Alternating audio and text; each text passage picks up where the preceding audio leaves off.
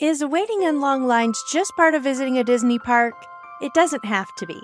On this episode, we're going to talk about all the legitimate ways to skip the long lines. Hi, I'm Melissa with Mix in Some Magic. I'm a Disney planning expert and I'm here to mix a little magic into your day. Each week I share Disney vacation planning tips, park strategies, and a little bit of Disney history sprinkled in.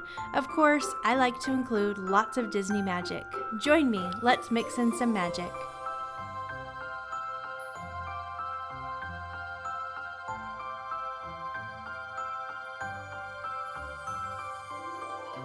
Welcome! Thank you so much for being here. I hope you're having a great day. I've been tired lately, and you know what is so hard and awful? Making dinner. I just don't like it, and some days are really hard. You know what is actually the hardest part for me is coming up with an idea. If someone is like, hey, let's have tacos for dinner, then I'm like, yes, I'm on it. I can make tacos for dinner. But just thinking of things to have for dinner night after night is the worst. That's what I've been dealing with lately. And I ask my family for suggestions, and nobody's helpful at all. So last night I was like, I'm really not feeling this dinner thing, but I didn't really want to go out. And my husband's like, let's just take everybody to Walmart and give them a budget and let them pick out their own dinner. And we can just come home and they can eat whatever they bought. And I thought my kids weren't going to love this. I thought, because they're teenagers, I thought they were going to be like, I'll just have cereal at home or whatever. They were all super excited about the idea. So we went to Walmart. We told them they each had $10 to spend, which looking back was probably too much. They didn't need that much money at Walmart. But they all just went their separate ways and found what they wanted for dinner. And then we bought it and they came home. And we ate it. I had cereal. That's what I wanted. My son got a gallon of chocolate milk and a frozen single-serving lasagna, a little slice of pie, and a candy bar. That was his dinner. My daughter got pickle slices, macarons, and frozen mac and cheese. And my other daughter had frozen Alfredo and pudding. And that's what they got, and they were so happy with it, and that was that. So that was fun. Maybe we'll do it again soon. Anyway, I'm just thinking about what we're going to have for dinner tonight, and I still have no ideas. So I don't know how we got on this. I'm sorry. Let's get back to the episode. Welcome. Oh my gosh, how long did that take? I'm so sorry. But anyway, maybe that's an idea. If you hate making dinner too, and you need like a little family adventure, maybe let the kids pick out their own dinner at Walmart and they just might love it. Anyway, let's get back to the episode. Today, we are going to be talking about legitimate ways to skip the lines at Disney parks. But first, I want to talk about Pixar Fest because that is coming to Disneyland. It's starting April 26th and going through August 4th. It's going to be pretty exciting. So it's kind of like their the summer happenings over at Disneyland. It looks pretty fun. There is going to be a Together Forever Pixar Nighttime Spectacular. Watch the worlds of Pixar come alive through immersive projections, colorful lasers, and memorable music with dazzling pyrotechnics taking the show sky on select nights. That was hard to say. That's from the Disneyland website. So they're having a whole Together Forever fireworks show. There is a new parade coming to DCA. It's a daytime parade called Better Together, a Pixar Pals celebration, which looks really fun. They're going to have all kinds of different floats and more than 24 favorite characters from Pixar Animation Studios. Should be cool. You'll be able to see people like Red Panda May and her friends from Turning Red, Joe Gardner from Soul. There'll be characters from Luca. Of course, you'll also be able to see floats and characters from Up and Inside Out and Incredibles and Coco and Monsters, Inc.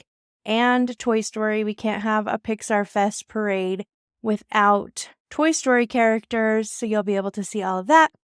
Then over on the Hollywood Studios backlot, they are having what they're calling Club Pixar. So on the website, it says, at the Hollywood backlot, feel the magic of Pixar come to life with music, dancing, and more at this high-energy party inspired by the amazing stories from Pixar Animation Studio. So that could be cool. I guess during the day, they're going to have some Pixar-themed games back there like cornhole and tic-tac-toe and some photo opportunities and face painting. And then in the evening, it's going to turn into Club Pixar where they'll have an interactive DJ with a dance party and live performances and more themed photo opportunities. It says specially crafted beverages and even a fun drive-in theater showcasing some of your favorite Pixar shorts. So that could be pretty fun to check out. You might enjoy that. Over at Disneyland in the Fantasyland Theater, then they are transforming that into Pixar themed place. Said that weird, but I think you get what I mean. They are going to be having what's called the Pixar's Pals Playtime Party. Says, get into the groove with some favorite Pixar pals in a high-energy show. Stop by a reading and coloring area with Luca-themed wall to unleash your creativity. Step into the worlds of Monsters, Inc., Cars, Onward, Up, and A Bug's Life at backdrops offering picture-worthy moments to share on social media. Jump into interactive games and out-of-this-world activities based on Pixar films and watch a selection of Pixar shorts on a big screen. So it kind of looks like it's just going to be a party zone, a playtime party where you can take pictures and they'll have different activities and fun things for kids with Pixar shorts showing there. So it doesn't look like there's like specific show times that this is happening. I think it's just kind of an ongoing thing. That's what I'm getting from the website. Of course, they are going to have amazing food. You can't have a Pixar Fest without amazing food. The foodie guide came out and it all looks delicious as it always does. They're going to have all kinds of things. I'm looking forward to some of the cake that's on the menu. That looks amazing. They have over at a churro cart near Goofy Sky School, they're having a Mr. Potato Head chip churro. Which I don't know. I kind of want to try it. It says Mr. Potato Head chip churro topped with crushed potato chips and a chocolate drizzle. Inspired by Toy Story. I don't know. It could be good. It could be gross. Over at Smoke Jumper's Grill, there's a blue raspberry lemonade inspired by Brave. That looks really yummy. Blue raspberry lemonade in an orange sugar-rimmed cup with a glow cube. That sounds delicious. There's also some tacos that look good. There's cake that looks amazing over... Where's the cake? I'm going to find it. Oh, Plaza Inn. Of course, Plaza Inn always has the best cake. So cake says, Pixar Fest cake, layers of yellow, blue, and a red vanilla sponge cake with cream cheese frosting and a chocolate Pixar ball decoration. It looks delicious. So there's tons of yummy food. That's going to be fun. Of course, there's going to be characters everywhere. You can't have Pixar Fest without lots of Pixar characters out and about. So you'll be able to see all of your favorites. You'll be able to meet characters like Mr. Incredible, Elastigirl, Frozone, and Edna Mode. You'll also be able to see Toy Story characters like Bo Peep, Buzz Lightyear, and of course Woody and Jessie. You'll also be able to meet characters from Inside Out, Joy and Sadness. That's all they have on the list, but I feel like there's going to be more. We'll just have to kind of wait and see. So anyway, that looks fun. Pixar Fest, April 26th through August 4th. Going to be awesome. Now, before we get into the episode, I just wanted to remind you that April is my birthday month, and to celebrate, I'm doing a podcast review drive, which means I am coming to you on my hands and knees begging you to leave a review. So if you are listening on a podcast platform that lets you leave a written review, I would love it if you would leave one for me. Anyone who leaves a podcast review, it will count as your birthday gift to me, so don't worry about getting me anything. And you will be entered to win one of two $50 Disney gift cards. So any reviews that come in the month of April will be entered to win. So please consider leaving a review. and I hope that you win. All right, let's take a quick break. And when we get back, we're going to talk about how you can legitimately skip the line at the Disney parks. Don't go anywhere. You're listening to Mix in Some Magic.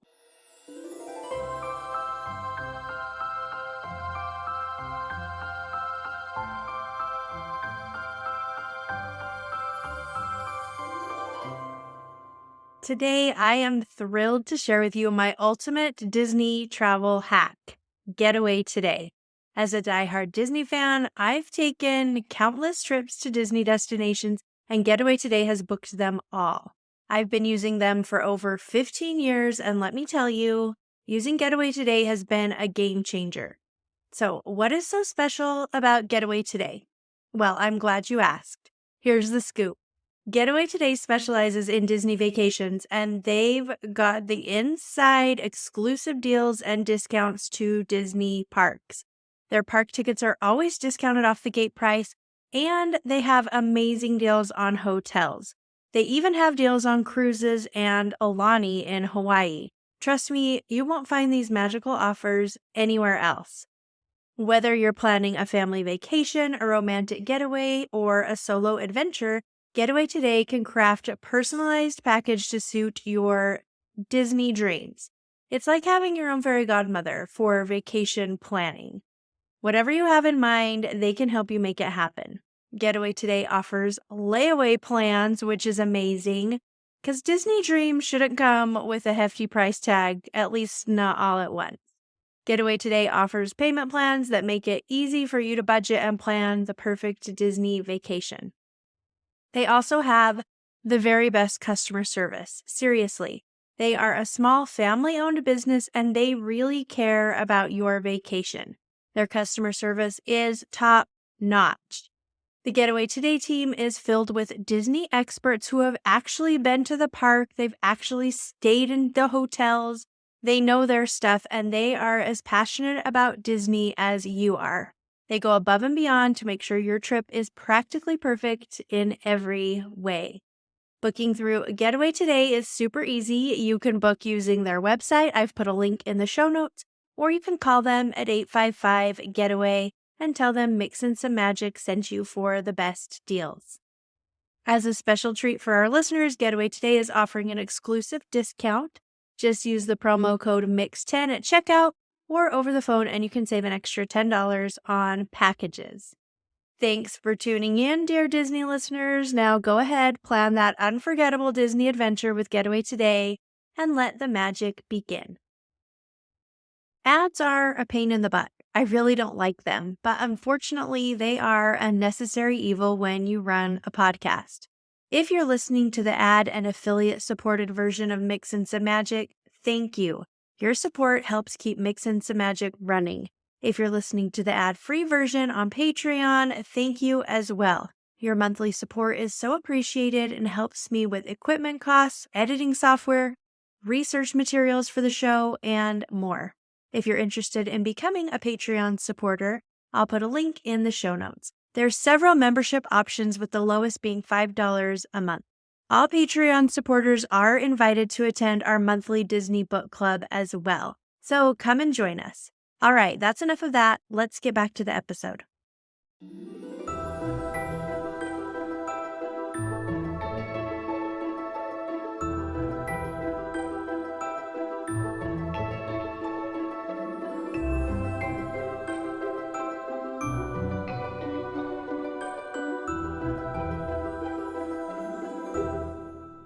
Welcome back.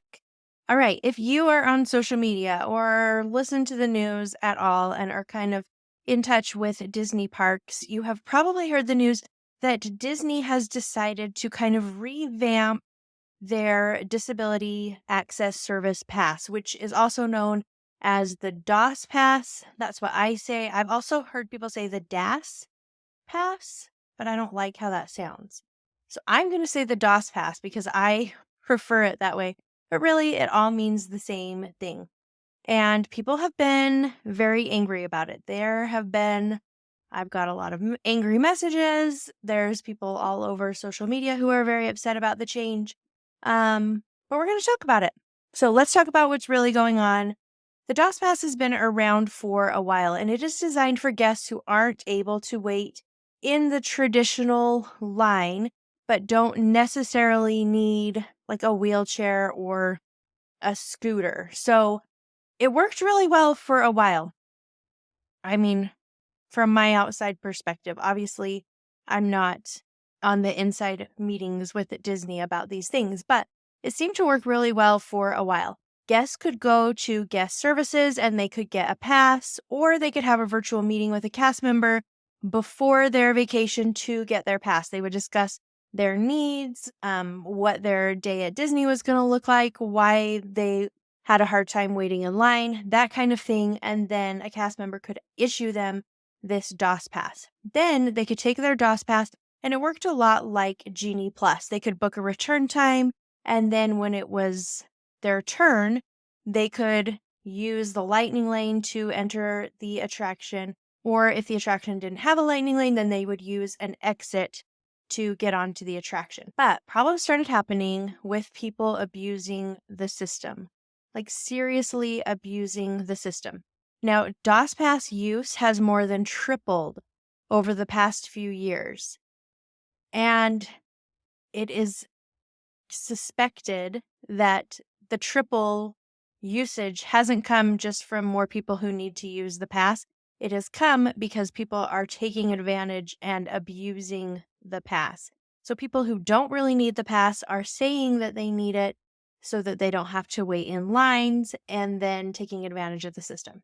So most people, this is just my opinion, but most people who take advantage, I'm assuming, are not guests who visit once in a lifetime. This is not the family that's coming from, like New Jersey, who's only visiting Disneyland one time in their whole life. They're not the ones taking advantage of the pass. These are guests who visit frequently and have, during those frequent visits, learned how to kind of work the system so that they can take advantage of it. Now, I know for a fact that people abuse the system. I know personally 4 people, 4 families who, they're not like creator families. They're not like people on social media that I know, but just people from my everyday life that have told me that they don't need the DOS pass, but they get it whenever they go because they don't want to wait in lines. And they justify this by different ways in their minds by saying, well, we pay a lot of money to be there, so we don't want to wait in line. Or we only started doing it when they took away the free Fast Pass because now we have to wait longer in lines and we don't want to pay for Genie Plus. So if we tell them that we have, whatever medical condition, then they'll give us this pass, even though they don't really have that medical condition. So they justify it in different ways. So I know 4 families personally who do that and have no problem with it because they feel like, they deserve to not wait in lines for some reason. I don't really understand it, but in their minds, they have justified it and they feel totally fine lying to get the DOS pass. And if I know 4 families personally, there has to be a lot more families out there who are taking advantage of it. There are people on social media who have made social media posts about how to work the system, how to lie to get the DOS pass, like what you need to say. You need to use this phrase, or tell them you have this issue and you'll be able to get the pass. There are YouTube videos about how to get the pass. There are blog posts about how to get the pass. Like, this is a widespread abuse problem. I have had someone offer to come on my podcast and a guest who wanted to come on and teach people how to work the system and take advantage of it. And in their mind, lying and saying you needed this pass for imagined medical issues was the same as teaching people how to rope drop or how to use Rider Switch or Genie Plus. It was the same thing to them. They didn't see any difference in teaching people how to hack the DOS system. Obviously, they did not come on. They were not a guest on my podcast. I was in line for Storybook Land Canal Boats, and I got to go through the exit because I had one of those multi-experience passes that was on my Genie Plus because the ride that I had been trying to go on had broken down, and so I got this multi-experience pass that I could go to this list of rides, and one of them was Storybook Land Canal Boats. And I was like, that'll be fun. I'll go on that one. That sounds like a great way to spend my day because I love that. I love that ride. So I decided to use my pass on that.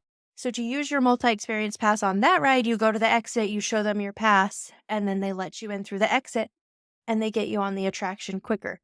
Now, I was legitimately using it with my multi-experience pass, and there was another lady in line in front of me, and she was like, "Oh, are you using the DOS pass?"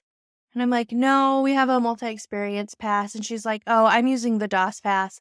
And she's like, "You should use the DOS pass." And I was like, "Well, I don't really have any need for it." And she's like, "Well, you don't have to have a reason to use it. You just make it up something and they'll give it to you." And I was like, "Really?" Because I wanted to hear what she had to say. She said, "Yeah, I just tell them that I have IBS and then they give me the pass." And she's like, "It saves me so much time waiting in line." She's like, "I'm not going to spend my time waiting in those lines." I was like, "That's very interesting." I mean, I was nice to her about it, but I was like, holy cow, she's not even trying to hide it. She just lies and gets her pass. And so anyway, those are just the experiences that I've had with people abusing the system, but it is rampant and people were taking advantage of the system. So it was definitely time for a change. Now, a lot of people are very, very angry about the change, but really all the people taking advantage of the system, they were not helping the people who really need these services. So I think it's probably going to be a good change. Hopefully, it's going to weed out the people who are abusing the system so that the people who really need these services can get the help that they need and they can tour the parks in a way that works for them and their needs. So I'm really hopeful about it. We'll see what happens. But have you ever seen the giant lines outside City Hall, like in the morning, actually all day now? There are these giant lines. Usually people are waiting in them for more than an hour. Most of those people are in line to get a DOS pass. So those people are all waiting in line to get a DOS pass. It has been estimated, I didn't get these facts from Disney, but it has been estimated by other sources that 3/4 of the guests using the DOS pass on any given day at the Disney parks don't legitimately need it. They're just there because they don't want to wait in line. So that is taking a toll on the DOS pass system. People who legitimately need the pass are waiting much longer than they normally would because of all of the abuse of the system. It's taking a toll on the Genie Plus line because a lot of those people are going into the DOS people go into the Genie Plus line. So the Genie Plus lines are much longer than they should be because of the abuse of the system. And that trickles down to the standby line. So it's taking a toll on the standby lines too. So this affects every single person that visits Disney parks. It's not like it just affects a few people, it affects everybody because the standby lines are longer because of the problems that they're having with the abuse of the system. All right, so obviously the system was broken. I hope that I conveyed that to you, and it was time for an overhaul. So Disney is overhauling the system, and according to the Disneyland website, here's who the new system will accommodate. It says the new system is intended to accommodate a small percentage of guests who, due to a developmental disability such as autism or similar, are unable to wait in a conventional queue for a long period of time. So that's what it says. There's not a ton of information about it right now, but it does say that there are going to be other systems. Well, there are other systems in place for guests with mobility issues and other issues, and that they will continue to introduce other systems to help other guests. Like there's been speculation that people who might need to leave the line suddenly for whatever reason could have a pass to get back into the same place in line when they return. So maybe if you're in, if you had this pass or whatever the pass is, and you were in the middle of waiting for like Haunted Mansion, but suddenly you had to leave because of whatever problem, then you would be able to re-enter the line at that same point later. We don't really have a ton of information about that yet, but it's going to be interesting to see how it all plays out.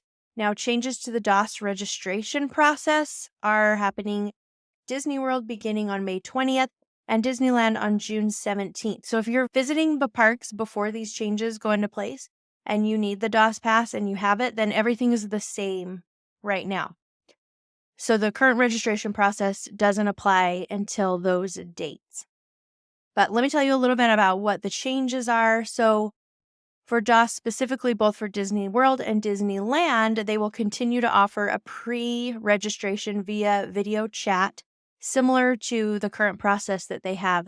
So cast members from Florida and California will be joined on this chat by employees from Inspire Health Alliance.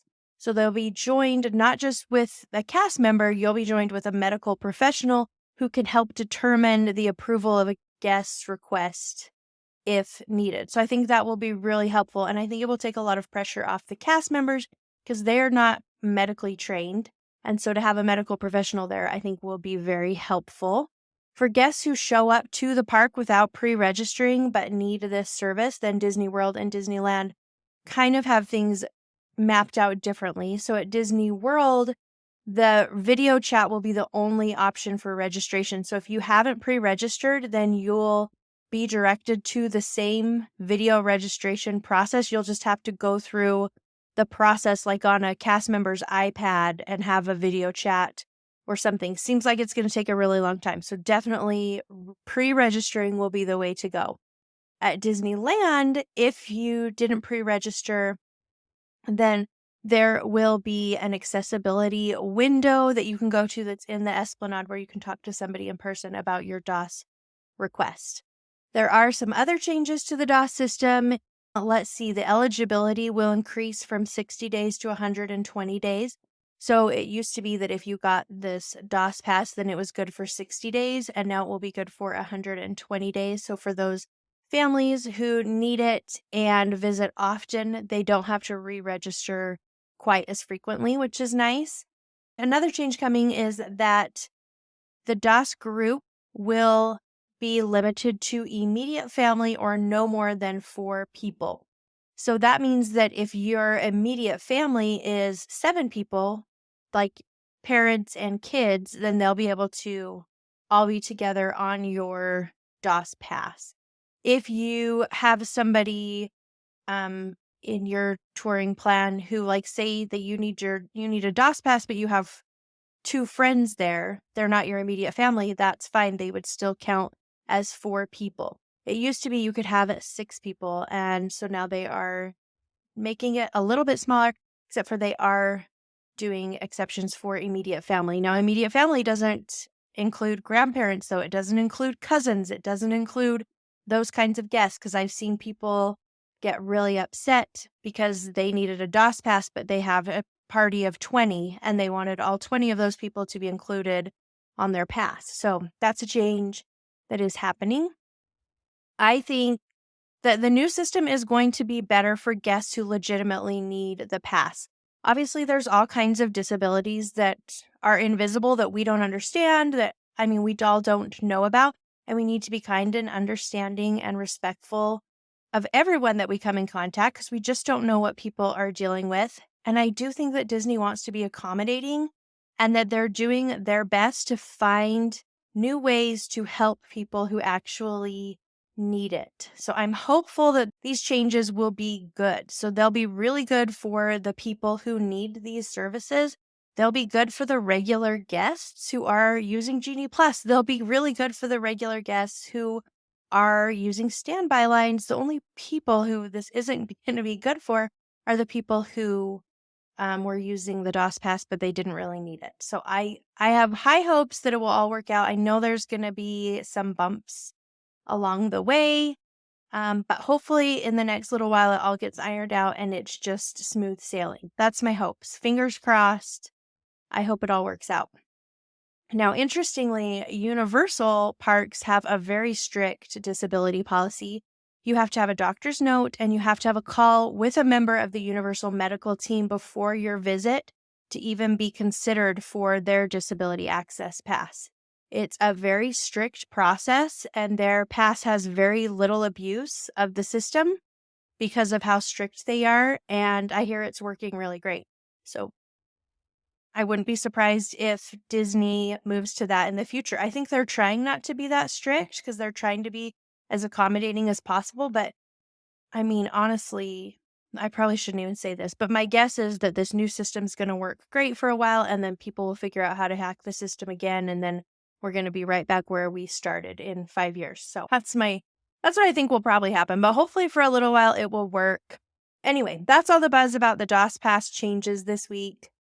And, the talk about that, I kind of thought it would be fun to talk about 10 legitimate ways that you can skip the line at the Disney parks because you don't have to wait in those long lines. You really don't. So let's talk about how you can skip the lines at Disneyland. I thought of 10 ways, and I'm pretty excited to talk about this. Number 1 is rope dropping. I love rope dropping. Disneyland is the best place to rope drop. I mean, DCA is too. I'm just talking Disneyland Resort. It doesn't work quite as well over at Disney World, but Disneyland is a great place to rope drop. If you're going to rope drop, I would try to time it so that you are not rope dropping on an early entry day. So early entry is for guests staying on a Disney Resort property. If you have early entry, we're going to talk about that in a minute, but if you are rope dropping and you have a choice of which park you're going to go to when you're making your reservations, like with your schedule, you have some flexibility. I would choose to rope drop the park that doesn't have early entry. So early entry alternates between Disneyland and California Adventure Park. So if early entry is happening over at DCA, pick Disneyland for your park to start so that you can rope drop because no one else is going to be there. Early entry guests won't be there, and you'll be able to rope drop and really take advantage of those first hour and a half or so with very low crowds. If I'm not using Genie Plus, I like to rope drop rides that are going to be more crowded during the day, like Space Mountain or Big Thunder Mountain Railroad, things like that. Indiana Jones, that's a big one. Matterhorn, those kinds of rides. Those are great ones to rope drop if you don't have Genie Plus. If you do have Genie Plus, I like to save those for later because I can use my Genie Plus and ride some of the rides that either I know I'm going to want to ride twice or I know are going to get crowded later in the day but don't have the Genie Plus option. So I love to do Jungle Cruise. I think that's a great one to rope drop. Or rides in Fantasyland are a great one. If you're feeling brave, you could even try to rope drop Peter Pan. If you're feeling brave, it's not an early entry day, you're at the very front of the line and you don't have a stroller, then I think you could do it. If you have a stroller, by the time you park your stroller, it's going to be a 40-minute wait, so don't even bother. But other rides around Fantasyland are so great in the morning. Like you could really cover most of Fantasyland in an hour, maybe hour and a half when the crowds are really low. So that's a great place to rope drop, especially if you have little kids, because you can get on a bunch of rides quickly and that really sets up your day and gets you feeling good. Because you're like, oh my gosh, we just tackled 5 rides in an hour. We're killing it. So I love that. So rope drop is a great way to skip the lines at the Disney parks. Number 2 is staying late. I really didn't know how valuable staying late was until my cousin Mandy kept insisting that we try staying late. Because I mean, staying till park close is hard for me, to tell you the truth. Especially if I've rope dropped. I mean, it can be rough. So I don't always stay till close. I mean, I'll stay till like 10, but staying till midnight can be tough. But the last 2 hours of the park being open, especially if it closes at midnight, that 10 p.m. till midnight has very, very low crowds, similar to rope drop crowds. And my cousin and I actually did some strategy testing on this where we rope dropped and then we did the exact same rides in reverse order for the last 2 hours of the night. And we actually rode the same amount. I think we actually rode one extra ride by staying late in those 2 hours. So staying late can be really valuable too. So maybe like rope dropping's not your thing. Try staying late and getting some of those rides in during those later hours. It might surprise you if you really want to optimize your time. Does that make sense? Can I say that? I don't know. That sounded weird all of a sudden. Maximize your time. Do both. Rope drop and stay late. It's really pretty awesome. Number 3 is use single rider lines. Disneyland doesn't have a ton of single rider lines, neither does DCA, but they do have some. If you are able to use single rider lines, if your group doesn't mind being separated in order to save a lot of time waiting in line, then definitely single rider lines are really helpful. You do have to be 7 or older to use the single rider line, but it can really save you a lot of time waiting. So Space Mountain has a single rider line. I'm trying to think of which other ones. I should have pulled up my list. Matterhorn has a single rider line. Soarin' over California, Soarin' World, I mean, whatever one is happening when you're there, they sometimes have a single rider line. So if you ask, sometimes they have a single rider line, which is pretty awesome. There's also a single rider line for Goofy's Sky School, for Incredicoaster, for Grizzly River Run. There's quite a few that have them. I wish there were more, but there is quite a few. So take advantage of single rider lines if you can. While I was talking about single rider lines, I just thought of an 11th one. Oh my gosh. Okay, I thought of another one. This is great. I just got to remember it until the end. I can do it. Let's talk about number 4, which is rider switch.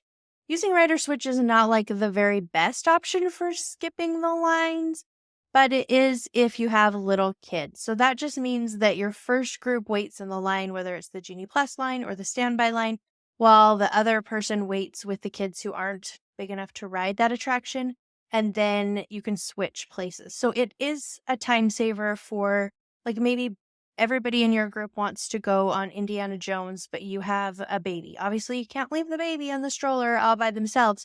So someone could wait with the baby while the rest of the group goes on Indiana Jones, and then you can switch places, and the person who waited with the baby can take one other person with them and go ride Indiana Jones using the Lightning Lane with Rider Switch. So that does save time for the second group. So that is a way to go. If you have little ones, I definitely recommend it. You can just ask the cast member at the front of the line how it works, and they can walk you through it. Number 5 is one of my favorite hacks for not waiting in line. It is watch rides closely that have been closed. So maybe you're over in Fantasyland and you notice when you're looking at the app that Mickey and Minnie's Runaway Railway is down. This is good news because at some point it's going to open back up, and it's going to take a while for that line to build back up. So if you're in an area and you know a ride is closed down and they've like emptied out the line, things like that, keep an eye on that ride, because when it opens, if you're paying attention, you can jump in that line and barely have any wait at all. I do this often where I'm like, ooh, Indiana Jones is down. Okay, I'm going to keep an eye on that.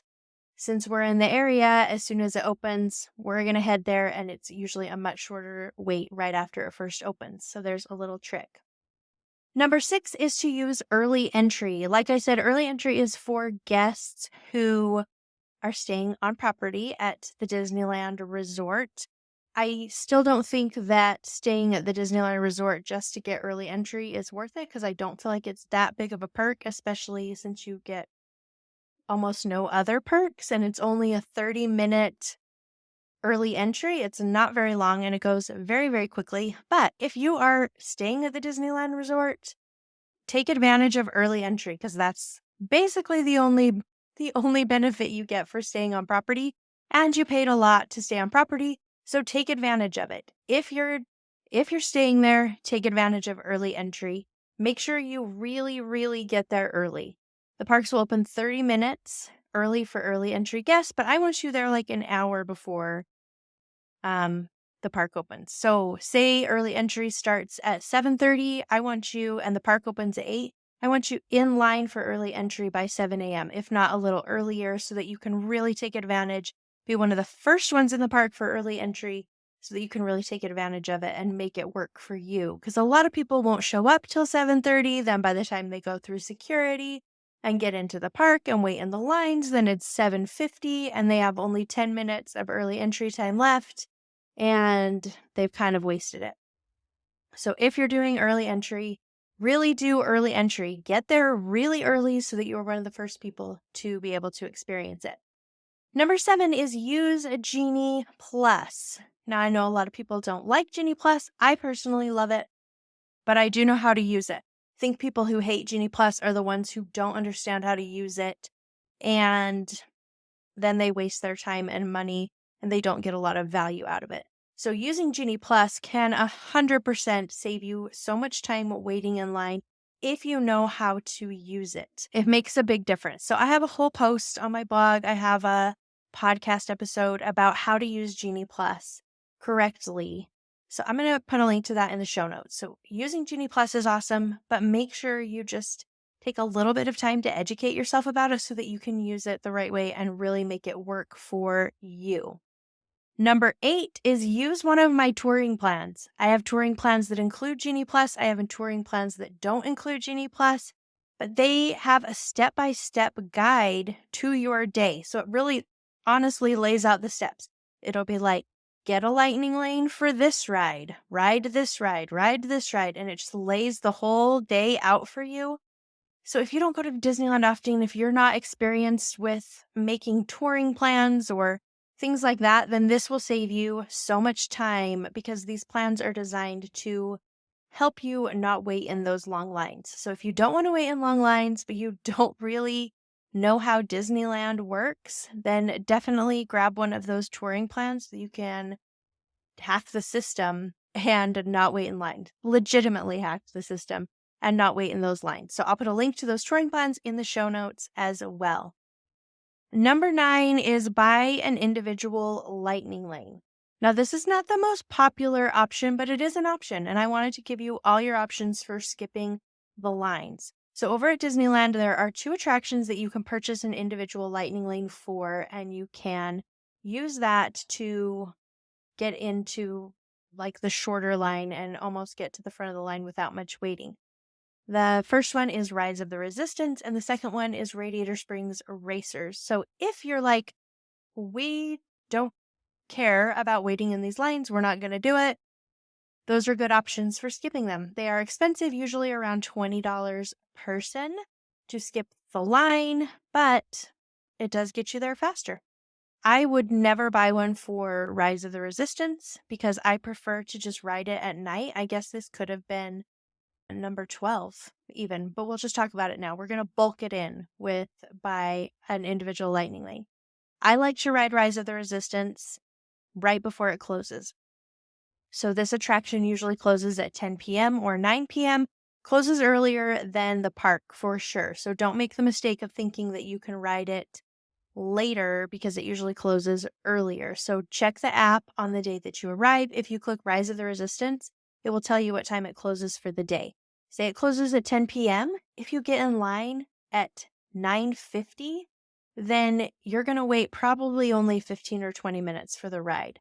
I prefer to do this option because A, it's not hot when I'm waiting in the line, and B, I barely have to wait at all. So I never wait for Rise of the Resistance during the day. I never rope drop it because everybody does. What a disaster. Such a long line first thing in the morning. Just go later at night and then you don't have to wait in line. So that's what I do. Or you could buy a virtual lightning lane. That's another option. Now, one that I would consider buying not a virtual lightning. I keep saying that. I mean individual lightning lane. One that I would consider buying an individual lightning lane for is Radiator Springs Racers. This line is just, it's so long. It gets so long. And if you're going to wait in it, don't wait when it's hot. Make sure the sun has gone down because if you're waiting in this line and it is hot, you're going to be so miserable. It's probably my least favorite line in all of Disneyland. It can get so hot and miserable. They do have a single rider line, which I love. But if you have a bunch of little kids and they're not old enough for single rider, or they don't want to do single rider, I would consider purchasing an individual lightning lane for this attraction because it's such a fun ride. You don't want your kids to miss out on it. I mean, that is expensive, but maybe you're like, hey, we're not going to buy Genie Plus today at DCA. Instead, we're going to purchase an individual lightning lane for Radiator Springs Racers because it costs about the same. So you could work it like that, but I would consider an individual lightning lane for that ride if you're not willing to wait. So Just another option for skipping the long lines. Number 10 is a very fun but very expensive option, going on a VIP tour. VIP tours are expensive. They are so much fun. And your VIP tour guide can take you to the front of the lines on attractions. So that is pretty amazing. I mean, not the front of the lines. Like if you were going to go on Indiana Jones, you would go through the lightning lane. But things like Peter Pan, they're going to work you in closer to the front. All those rides that don't have lightning lanes, they will work you in closer to the front. So you do wait for a few minutes, but nothing like the regular line. So VIP tour, pretty awesome, pretty expensive. I loved the one I went on. I definitely wouldn't do it all the time, but it's an option. I wanted to give you all your options. Let's talk about the one that I just thought of. Number 11, you can skip the lines on Monsters Inc. and Winnie the Pooh if you use their Buddy Pass. So at Monsters Inc., it's called the Buddy Pass. Winnie the Pooh, it's called the Roo Pass. And if you ask a cast member at the front to say, are you guys doing the Buddy Pass right now, or are you doing the Roo Pass right now? That means it's like a single rider line, but you can use it for 2, maybe 3 people if you have very small people. So if I have 2 toddlers and me, I could use it, or if you just have 2 people, then you would fit just fine. So it's like single rider. You get to go in through the back, you get to go in through the exit, and you have this pass, but you get to put your whole party together. So we have used it in my family where we've just split into groups of 2. We don't all get to ride in the same car because they use it like single rider, so they'll fill you just into that last empty row. So maybe they have a family of 4 that they put into Monsters Inc. and they have that open row, and all the people, all the groups that are still waiting in line that are up close, they all have more people than that. So they use the people for the Buddy Pass and the Roo Pass to fill in that last row just so they can move people through the attraction faster. I usually only end up waiting a few minutes to do that. I don't think a lot of people know about it, or I think they would definitely take advantage and use that too. So the Buddy Pass or the Roo Pass are definitely great ways to skip the lines on Monsters Inc. and on Winnie the Pooh. So check those out for sure. Okay, I have 11. Technically, I could stretch it to 12 with my Rise of the Resistance tip. So I'm going to say 12. But I hope that gives you some ideas that you can use to help you skip the lines at the Disney parks. Using a combination of those strategies, you can really get everything done that you want to without spending hours and hours in long lines. I promise. I've done it. Last September, I was at Disneyland on a crazy crowded park day. It was Friday. It was Halloween time. It was gay days. The park was packed. I haven't seen it that crowded in a long time. And I was a little worried because I had decided that day I was going to try to ride every single ride at Disneyland. And then we got there and I was like, oh my gosh, today I'm going to try to do that today when it's this crowded? There's no way. But guess what? I rope dropped. I used Genie Plus. I followed one of my touring plans and I stayed late. We didn't even use single rider, but I was able to ride every single ride in the Disneyland park. All the little ones, all the big ones, every single ride with time for leisurely snack breaks and meals. And I still had time to spare at the end of the day. So it was awesome. If I can ride every single ride in the park, then you can definitely get all the rides done that you want to do if you use some of these tips for skipping the lines. I hope that was helpful. I hope it gave you some insight into the new DOS requirements and gave you some ideas to help you skip the lines at the Disney parks. That's all the time I have for today. I hope you have a wonderful week. Thank you so much for spending a part of your day with me. I appreciate it so much. And don't forget to leave a review in honor of my birthday and be entered to win the giveaway. I'll be back next week with something new. Thanks so much for listening. We'll talk soon.